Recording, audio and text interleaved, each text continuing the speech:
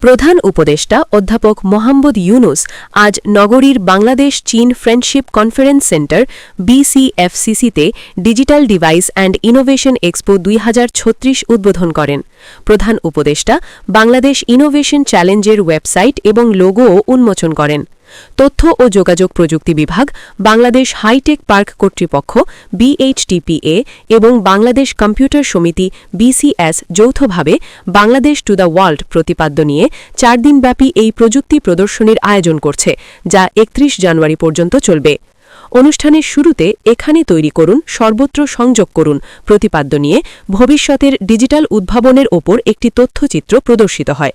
তথ্য ও যোগাযোগ প্রযুক্তি বিভাগের সচিব শীষ হায়দার চৌধুরীর সভাপতিত্বে অনুষ্ঠানে বিশেষ অতিথি হিসেবে বক্তব্য রাখেন ডাক, টেলিযোগাযোগ ও তথ্য প্রযুক্তি বিষয়ক প্রধান উপদেষ্টার বিশেষ সহকারী ফয়েজ আহমেদ তাইয়েব।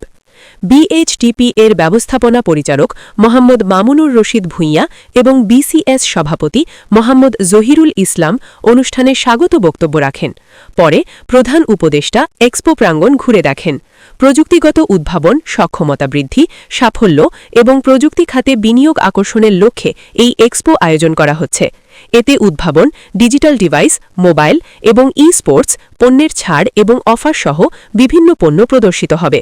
৪ দিনের এই এক্সপোতে ৫টি সেমিনার এবং ৪টি প্যানেল আলোচনা থাকবে ডিজিটাল রূপান্তর, বৈশ্বিক বিনিয়োগ, স্টার্টআপ ইকোসিস্টেম, জাতীয় সরঞ্জাম পরিচয় নিবন্ধন, অর্থায়ন এবং শিক্ষার্থীদের জন্য একটি বুদ্ধিমান সমাজ গঠনের জন্য ডিজিটাল ডিভাইস, উদ্ভাবন ইকোসিস্টেমের ফাঁক পূরণ, গভীর প্রযুক্তি মূল্য শৃঙ্খল, উৎপাদন ও রপ্তানি দৃষ্টিভঙ্গি এবং অন্তর্ভুক্তিমূলক ডিজিটাল রূপান্তর।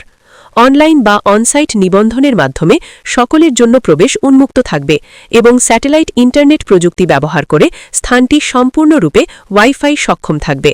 এক্সপো বিভিন্ন শিল্প ও বিশ্ববিদ্যালয়ের অত্যাধুনিক প্রযুক্তি এবং উদ্ভাবনী ধারণা প্রদর্শনের জন্য একটি প্রধান প্ল্যাটফর্ম।